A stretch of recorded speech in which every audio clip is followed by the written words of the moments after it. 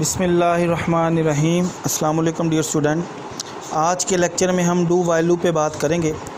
Previous lecture में हमने while loop पे बात की थी, जिसमें हमने कहा था कि अगर हमारे पास सबसे पहले हम इसमें कंडीशन चेक करते हैं, अगर कंडीशन ट्रू हो जाती है तो हम स्टेटमेंट या सेट ऑफ स्टेटमेंट को एग्जीक्यूट करते हैं, वरना हम प्रोग्राम को टर्मिनेट कर देंगे और फिर कोई स्टेटमेंट प्रिंट नहीं करेंगे। अब डू वाइल लूप ही हमारे पास आइटरेटिवली कंट्रोल स्ट्रक्चर है। तो इसमें हम क्या करते हैं, स्टेटमेंट या सेट ऑफ स्टेटमेंट को एग्जीक्यूट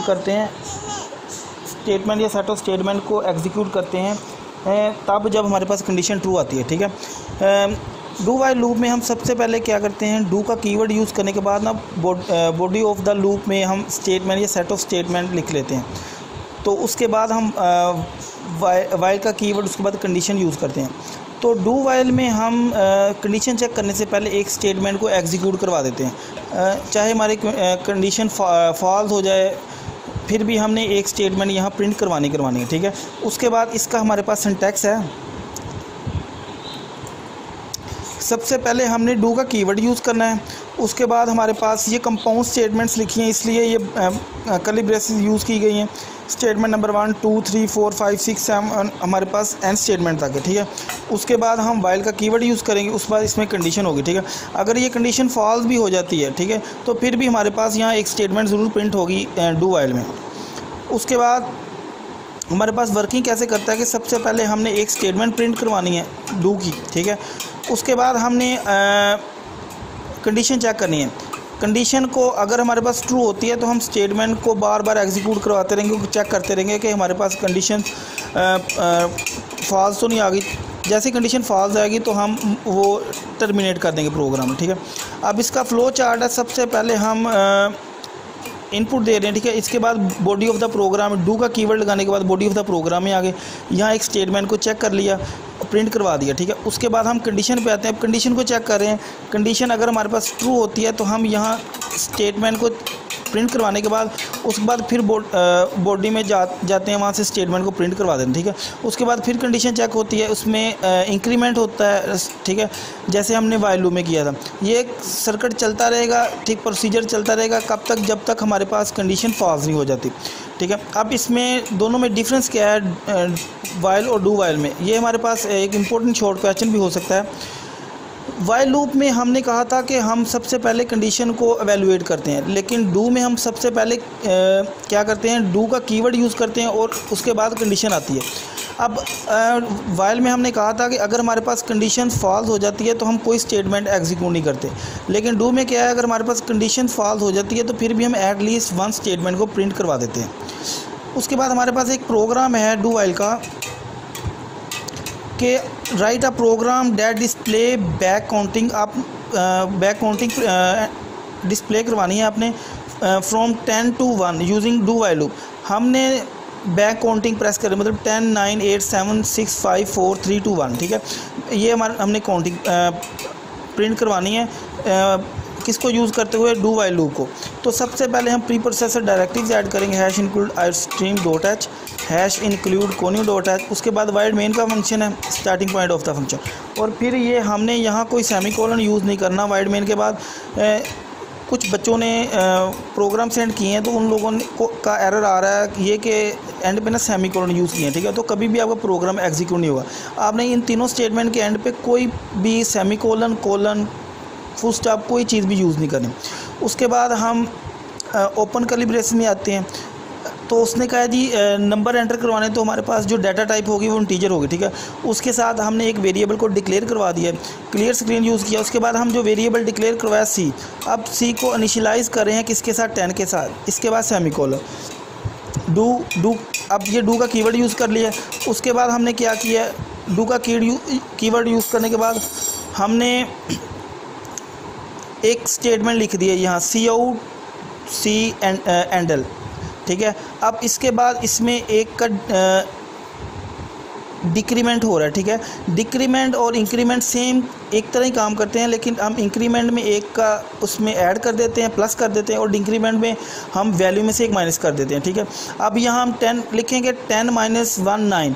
अब यहाँ एक स्टेटमेंट एट लीस्ट प्रिंट हो जाएगी, 10 प्रिंट हो जाएगा। ठीक है, उसके बाद हमारे पास नेक्स्ट टाइम पे क्या आएगा, अब यहाँ 9 आएगा। हम यहाँ चेक करेंगे क्या 10 लेस देन 1 है, ठीक है, तो है ये, फिर बार बार चेक करता रहेगा और प्रिंट करवाता रहेगा। उसके बाद हम गेट ch यूज़ करेंगे और फिर हम ये जो बॉडी ऑफ द प्रोग्राम इसको टर्मिनेट कर देंगे, ठीक है। ये हमारे पास था डू वाइल लूप। तो इसके सिंपल प्रोग्राम है और आपने वही प्रोग्राम करने हैं जो मैं आपको सेंड कर रहा हूँ, ठीक है। सारे प्रोग्राम, ये प्रोग्राम सोल्व करते हैं 6.19, जिसमें हमारे पास है जी write a program that gets 2 number from the user and display the result of first number raise to power of the second number using while loop, ठीक है। जो हम पहला नंबर एंटर करेंगे ना, जो उसके बाद सेकंड नंबर एंटर करेंगे वो पहले नंबर की पावर बन जाएगा, ठीक है। जैसे हमें ये दिया गया है नीचे, इसकी आउटपुट में पहले 2 एंटर किया, अब 3 एंटर किया, अब 2 की पावर 3 कितना, रिजल्ट 8 आ गया, ठीक है। अब इसमें हमने सबसे पहले प्री प्रोसेसर डायरेक्टरीज ऐड करना है। इसको हम टर्बो C++ पे इंस्टॉल एग्जीक्यूट करवा के देखते हैं। सबसे पहले टर्बो C++ को ओपन कर लें, उसके बाद न्यू फाइल क्रिएट करें,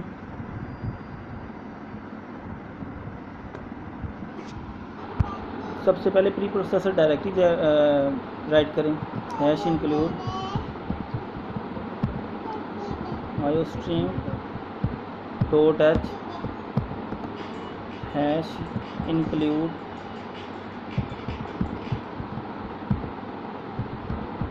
onio डॉट h। उसके बाद वाइड मेन का function starting point of the program हमारे पास होता है। उसके बाद हम body of the program open brackets. उसके बाद हमने वेरिएबल डिक्लेयर करवाने हैं। अब हमारे पास हमें दिया गया नंबर दिए गए हैं, तो जो इसकी डाटा टाइप होगी इंटीजर टाइप होगी इन। अब 4 नंबर B C और आपने R वेरिएबल ले लिए, डिक्लेयर करवा दिए। उसके बाद हमने सी आउट करवाना है, 2 नंबर का कहा गया है, enter the number.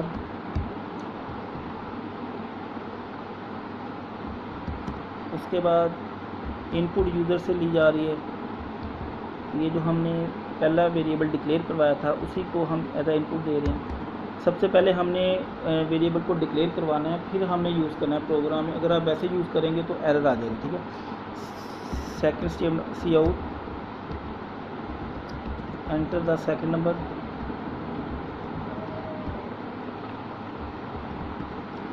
Cin. Second number क्या था हमारे पास, सेकंड नंबर हमने दिया B।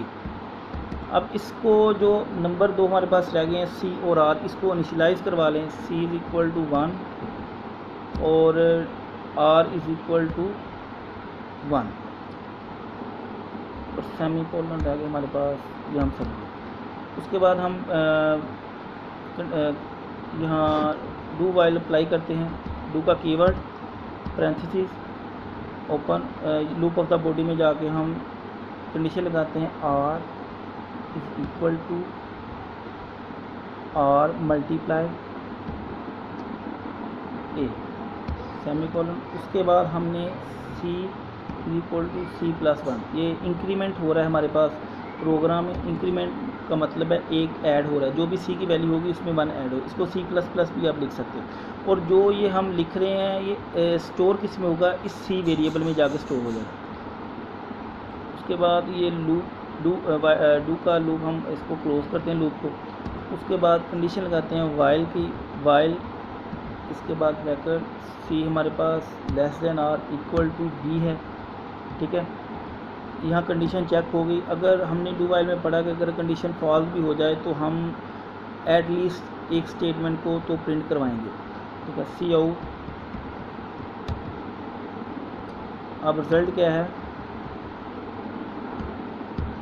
रिज़ल्ट इज़, अब हमारे पास रिज़ल्ट R आएगा, ठीक है। R की जो भी वैल्यू होगी, अब R और R को A को मल्टीप्लाई करने के बाद R में वैल्यू स्टोर करवाने के बाद यहाँ फिर वो R डिस्प्ले करवाएंगे, ठीक है। गेट करैक्टर कर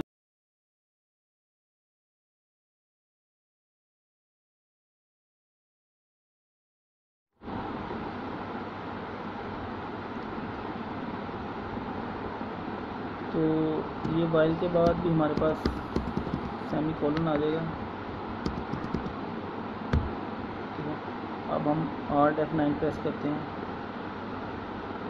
तो ये हमारे पास कोई एरर नहीं आया। कंट्रोल F9 प्रेस किया तो अब एंटर नंबर करें। फॉर एग्ज़ाम्पल आप 3 एंटर करते हैं, सेकंड नंबर आप करते हैं 2। अब हमारे पास 9 आउटपुट आई। तो हमने कहा था जो पहला सेकंड नंबर होगा वो फर्स्ट नंबर की पावर बन जाएगा। ठीक है, अब 3 का स्क्वायर 9 होगा। ठीक है, इस तरह आप और भी आउटपुट चेक कर सकते हैं। Alt F9 यहाँ आप बच्चों ने पूछा है यहाँ एक क्वेश्चन के सर हमने कमेंट पढ़ा था लेकिन अभी तक हमने किसी प्रोग्राम में यूज़ नहीं किया। तो उसकी बेसिक रीज़न ये है कि हम बिल्कुल छोटे छोटे सिंपल प्रोग्राम कर रहे हैं। आपका माइनर सब्जेक्ट है तो इसलिए ज़्यादा आपको लेंथी प्रोग्राम नहीं करवाया जा रहा। तो आज हम थोड़ा सा कमेंट को डिस्कस कर लेते हैं। यहाँ के कमेंट हमारे पास किस लिए यूज़ करते हैं। कमेंट असल में रीडेबिलिटी अंडरस्टैंड के लिए होते हैं प्रोग्रामर के लिए कि वो ये लाइन या मॉड्यूल किस लिए उसने लिखा है, क्यों ये एग्जीक्यूट करवा रहे हैं। तो कंपाइलर इसको इग्नोर कर देता है। जो भी हम इसमें लिख, दो तरह के होते हैं, एक सिंगल लाइन और एक मल्टी लाइन। ठीक है, सिंगल लाइन के लिए हम ये सिंबल यूज़ करते हैं और मल्टी लाइन के लिए हम क्या करते हैं, स्लैश स्टैरिक और फिर स्टैरिक स्लैश ये यूज़ करते हैं। ठीक है, इसके अंदर आप जो मर्ज़ी लिख लें कंपाइलर इग्नोर कर देगा। तो हम आज सिंगल लाइन यूज़ करते हैं कि सिंगल लाइन में लिखते हैं कि that is use for increment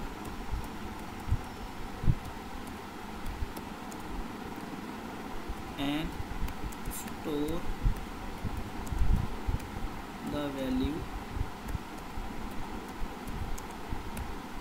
in C. ठीक है, अब मैंने लिखा है तो ये मैंने अपने लिए लिखा है एज अ प्रोग्रामर। मैं लिख रहा हूँ कि मैं ये जो लाइन है ये मैंने इस पर्पज़ के लिए लिखी है कि मैंने सी को मल्टीप्लाई करवाने के बाद, इंक्रीमेंट करवाने के बाद जो वैल्यू है वो सी में स्टोर करवा दी। अब Alt F9 कंपाइल करते हैं तो हमारे पास यहाँ देखते हैं कोई एरर नहीं है। ठीक है, तो मतलब कंपाइलर इसको रीड नहीं करता, इग्नोर कर देता है। जस्ट ये प्रोग्रामर की रीडेबिलिटी अंडरस्टैंड के लिए होता है। ठीक है, अब मल्टी लाइन कमेंट भी यूज़ कर सकते हैं। ठीक है, तो ये हमारे पास डू वाइल लूप